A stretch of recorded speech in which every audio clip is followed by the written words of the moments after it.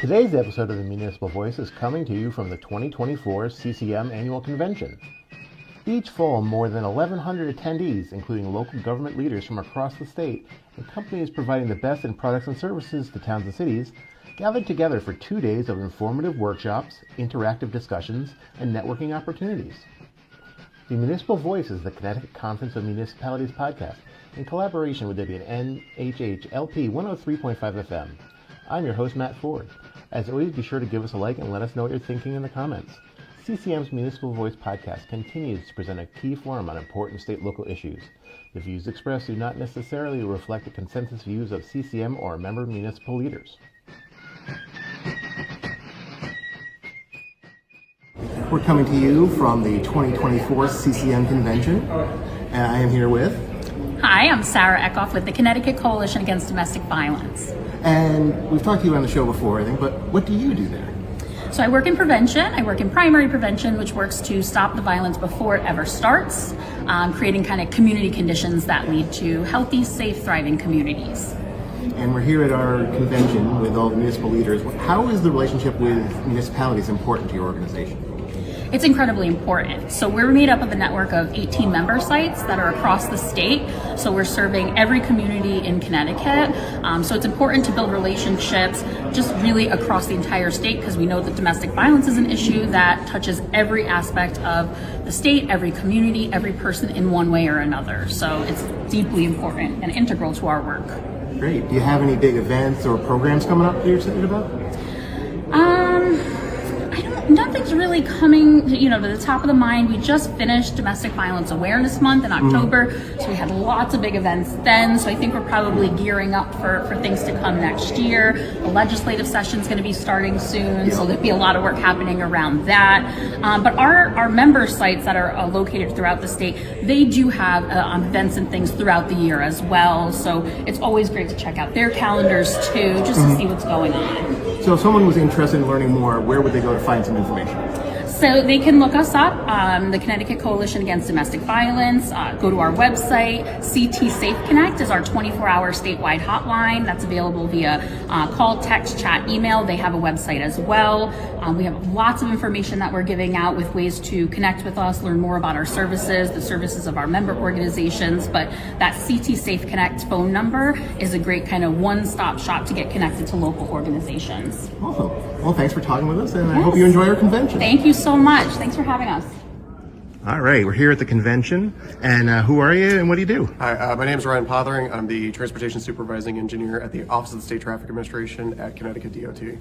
And what workshop are you heading up here?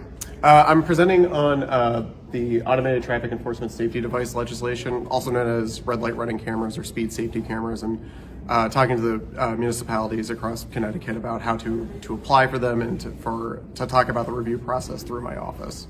Okay, so they have to apply to put one of these in? Yeah, they have to put in an application. They have to first pass an ordinance to allow the municipality to use the devices, select a certain number of locations based off of safety and equity concerns and factors, and then submit an application to us for us to review and approve.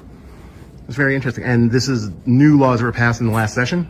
Yeah, so it was passed, so the law went into effect on October 2023. And so we've just received 3 applications from municipalities from Stamford, Washington, and as of this morning, New Haven. And are there financial help with those cameras for the towns, or is that something they pay for themselves? That's something that the town has to kind of decide for themselves. For us, like what my office does is really we review each of the locations to see if one, they address any safety concerns at a specific location, and making sure that they're distributed enough such that they don't have any negative impact on any sort of disadvantaged communities. And the kind of move towards automated traffic, say the red light cameras and stuff, have they been shown to be safer, to help bring down? Yep, it's been proven to reduce speeds in an area and also reduce fatal and serious injury crashes. So it is a matter of safety. Yes, it is. It is primarily for a matter of safety. They're definitely very very popular in school zones for a reason.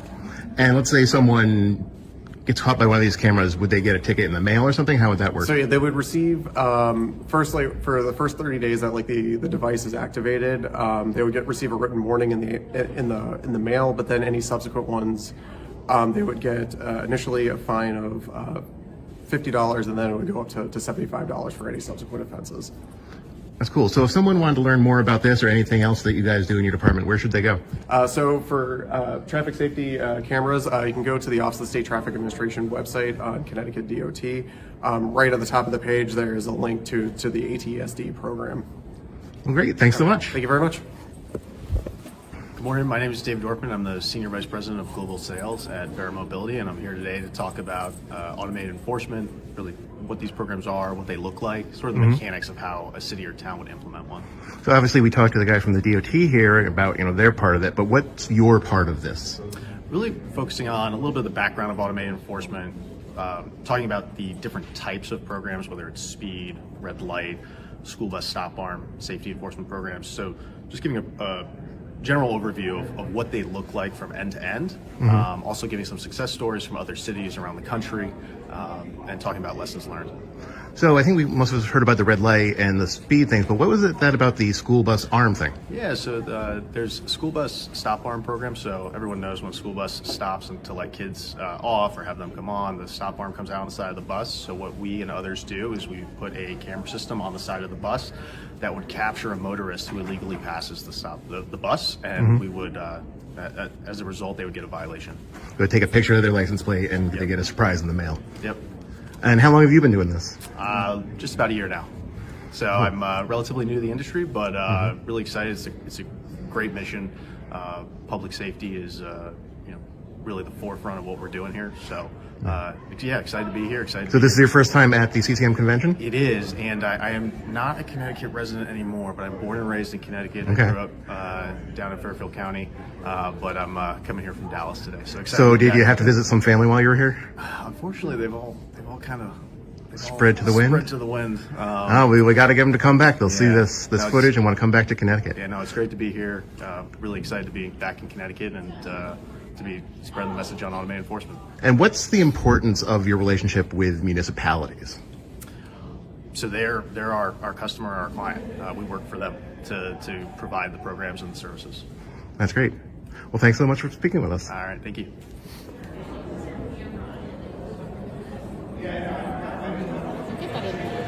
All right, we are coming from the CCM Convention 2024, and who do we have? My name is Alexis Steele. And? I'm Kendall Babula. And you guys are here from where? We are here from the Connecticut Division of Emergency Management and Homeland Security. We're a state agency. Okay, and what are you guys responsible for? We are responsible for coordinating statewide resources in the event of an emergency that overwhelms local resources. We will be activated to the State Emergency Operations Center, located in Hartford, at the Hartford Armory. But day to day, if there's not an emergency, we're here at the Department of Emergency Services and Public Protection. We manage lots of grants. We have training and exercise unit. Our Homeland Security arm is the Connecticut Intelligence Center. Okay. And any flavor of the day emergency, we're going to be there to respond to. Great. And you're here at the CCM convention. What's important about the relationship with the town governments and with the municipalities? So we're one of the only state agencies that doesn't do regulatory. We do partnerships with the towns and tribal nations, and so we rely really heavily on that during an emergency. So we build our relationships before an emergency, and then we have those relationships already built when an emergency does happen. And so it's really important to be here and supporting the towns and keeping that relationship really well.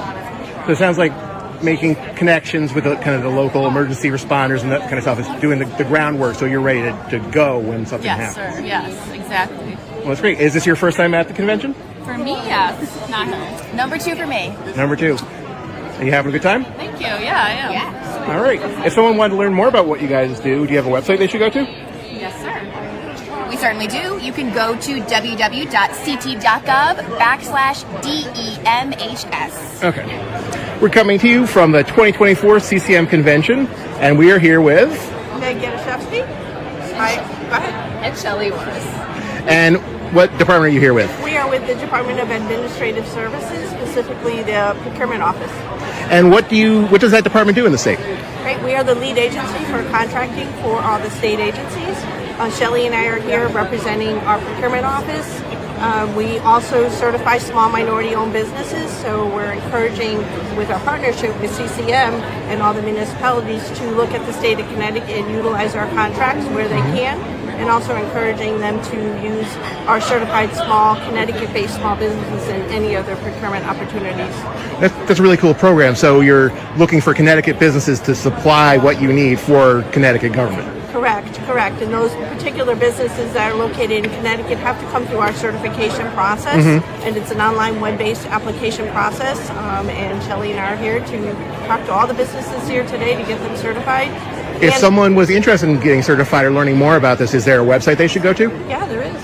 Shelley? I can give you our URL. It's portal.ct.gov/DAS supplier diversity. That's great. So that's the best place to go. So we're obviously here at the CCM convention. We're the organization of municipalities. What's your relationship like with the municipalities, and why is it important that you're here? Great. One of the things that we did about 8 months ago is we partnered with CCM, and we've done a number of series of webinars with all the services that come out of DAS.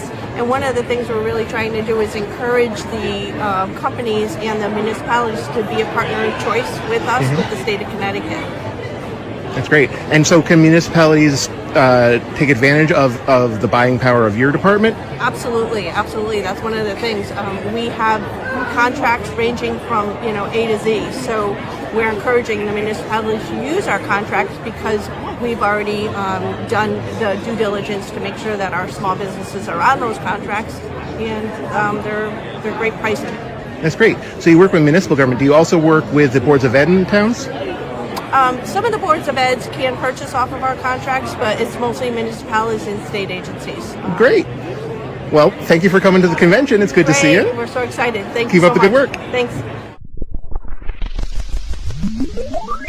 You are listening to the Municipal Voice on WNHH 103.5 FM. At the first day of the convention, CCM also presented its Municipal Excellence Awards. The first award is our Topical Award, Creative Use of Resources, Partnerships, and Collaboration, which goes to the town of Glastonbury Camp Sunrise Summer 2023. Camp Sunrise is a structured therapeutic day camp which provides a recreational environment for special needs children ages 3 to 21. Camp is designed to accommodate children with physical limitations, intellectual disabilities, and social and emotional difficulties. Camp Sunrise is planned and managed by the Glastonbury Parks and Recreation Department and is open to children who reside in or attend school in Glastonbury, Rocky Hill, Weathersfield, Newington, and Cromwell. Accepting on behalf of the town is Anna Park, the Recreation Supervisor for Glastonbury Parks and Recreation. The General Entry Award for the Population Category 1, which is 20,000 and under. And that goes to the town of Stonington for Pathways to a Brighter Future, empowering youth to lead a healthier, freer childhood. The town of Stonington and Stonington Public Schools have started a comprehensive program to address youth mental health needs, with a focus on combating the negative impacts of smartphones. Accepting on behalf of the town is First Selectman Danielle Cheeseborough.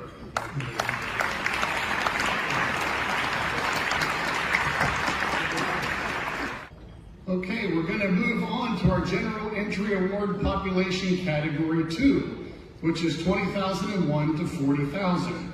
And for that will be my first selectman, Matt Hoey, will be coming to the stage. Matt? So this award goes to the town of Guilford for Sustainable Guilford Task Force Repair Cafe. What's the first thing many people think of when a household item breaks? To buy a new one. Time and again, we are told it is easier or cheaper to purchase a replacement than to repair the item. But this disposable mindset only exacerbates the current waste crisis. The idea for a repair cafe was inspired by our disposable society. which not only contributes to the current waste crisis, but also puts a strain on people's wallets. The task force saw this as an opportunity to make a positive impact and bring the community together in the process. Accepting on behalf of the town, the First Selectman Matt Hoey. And Matt, who did you bring with you? I'm sorry. I brought Terry Kane, our chair of the Sustainable Guilford Task Force. And Terry Kane, the chair of the Guilford Sustainable Task Force. Thank you both.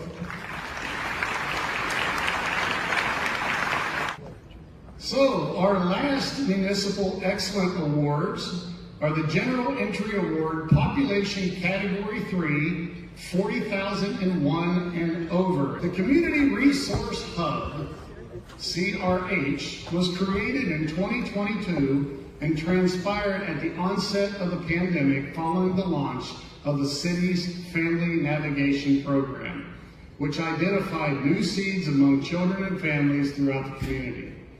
Some of the support services include assessing a food pantry, clothing, employment resources, and health-related support, including mental health resources. In fiscal year 2024, CHR helped 1,206 households comprised of at least 3,040 individuals be directly connected to the resources they needed. These connections are achieved by making the program as accessible as possible.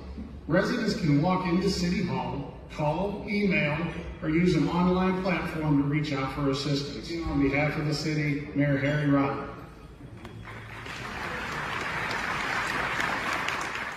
So now we're going to move on to a couple of the premier awards that we have named on behalf of the people that really founded and created CCM. The first one is the Joel Kogan Lifetime Achievement Award. Joel was the original CCM Executive Director. A large portrait of him is in our main conference room at the CCM offices, so whatever we do, Joel is watching. The Joel Kogan Lifetime Achievement Award recipient is Robert Bob Skinner. He's now retired in August of 2024 as the Chief Administrative Officer of Canton. I want to tell you, I briefly looked at the narrative written about Bob for this award.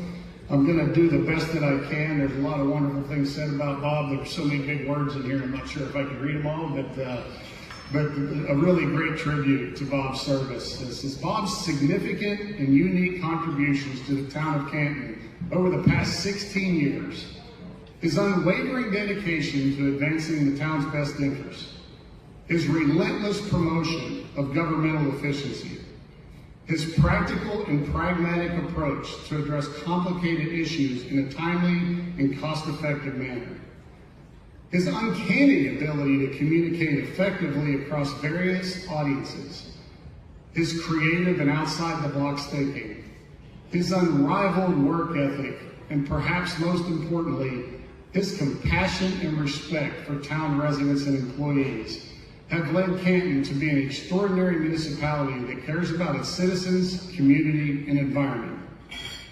In addition to the normal rigors associated with being CAO, each week Bob handled hundreds of emails, calls, and inquiries from residents, staff, and agency members, which is a 7-day-a-week process. Bob, congratulations on being this year's recipient of the Joel Kogan Lifetime Achievement Award.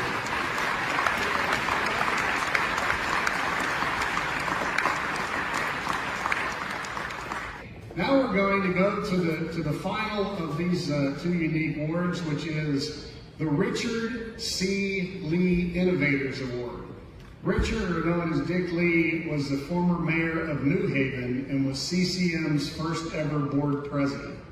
The recipient of this year's Richard C. Lee Award is Jerry Smith, the first selectman of Beacon Falls. An innovator is someone who introduces new ideas or methods, someone who does something new or different to create value. Jerry began his service to the town decades ago, volunteering and chairing the Planning and Zoning Commission and the Board of Finance. From 2011 to 2013, and once again in 2019, he has served as first selectman, transforming Beacon Falls through his visionary leadership. He prioritizes strong partnerships with local nonprofits and neighboring communities. Like other small towns in the state, Beacon Falls operates with limited resources and a small staff who wear many hats. Jerry has a talent for bringing out the strengths in each team member while encouraging us to think outside the box to improve the town.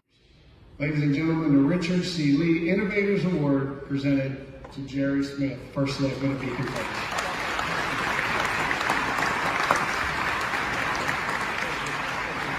All right, we're down to the last set of awards. So we're gonna start with the first two, which are Jennifer Lineweaver, the town of Stonington, and John Chaponis from the town of Colchester and Andover. If Jennifer and John will first join us together on the stage.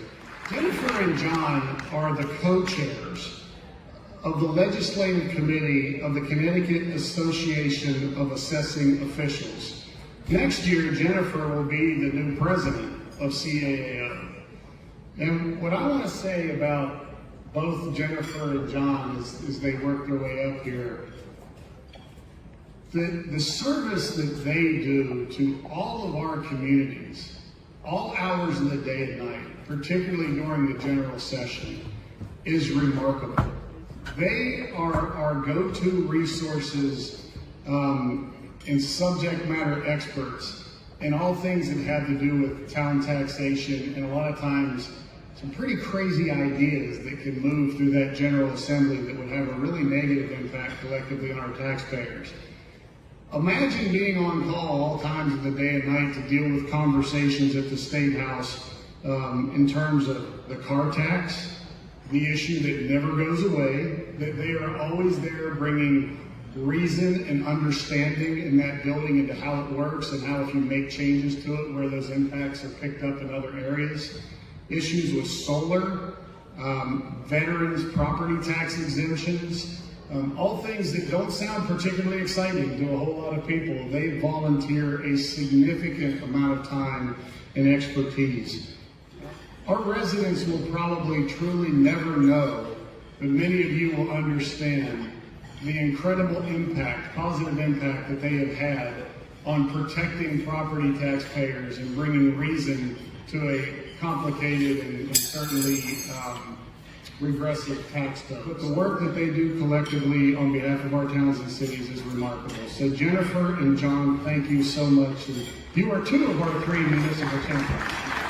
From an initial introduction to quickly becoming a friend, a part of our family, and someone that I hold in immense regard is Josh Brown of Doma's Kids. Josh, come on up. So when we began this process, which ultimately led to the Young People First report, but it all started before the 119K Commission was even put together. It all started with the release about at-risk and disconnected youth that Galileo Education put out. And CCM held a series of regional forums around the state where we just talked about those findings, and we wanted to hear from residents, we wanted to hear from experts in the communities. We just wanted to get feedback on whether this was a space that we could help with. This is before we ever formed the commission. In the very first meeting that we had down in Norwalk, we had some panelists, and then it came time for public comment. And Josh Brown came up to the microphone in public comment, and I can tell you he stole the show. And I believe that all of our staff and everyone in that room was inspired from that point forward to lean more heavily into this work.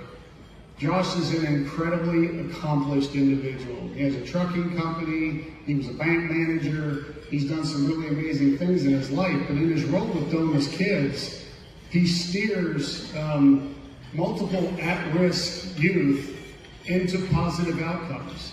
He really, in a very direct, hands-on way, changes the direction of young people's lives every day.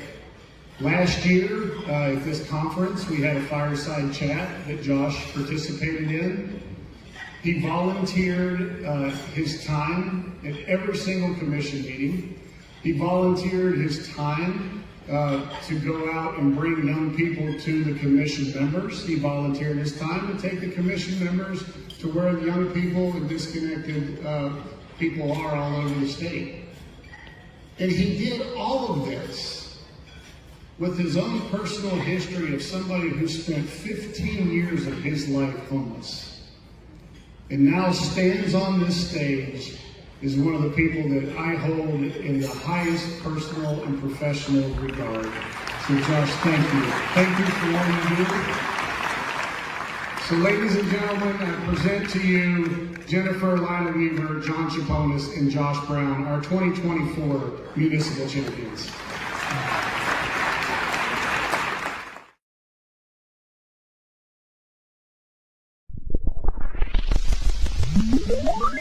You are listening to the Municipal Voice on WNHH 103.5 FM.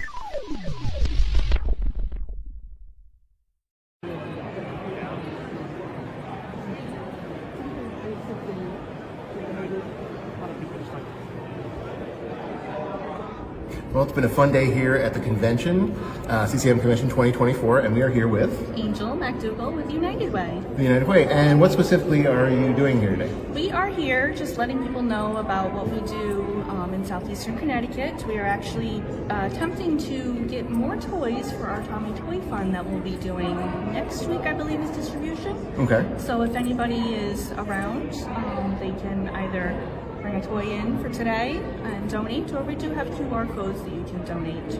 Okay. And is there also a website maybe they could check There out? is, yes, uwscct.org. And is this your first time at the convention? This is my second year here. And what do you think is important about your relationship with towns? I mean, just helping the community. We have to all join together and be able to help each other. And bringing the communities together is really what needs to happen. So that way there, no one gets left out. Great. Well, thanks for talking with us today. Thank you. The Municipal Voice is a co-production by CCM and WNHH 103.5 FM. Joe Thornton is our executive producer, Christopher Gilson is our producer, Harry Draws is on the boards, and I'm Matt Ford, your host. Be sure to check out our Facebook page and give us a like, and watch out for our CCM chat series on our YouTube page.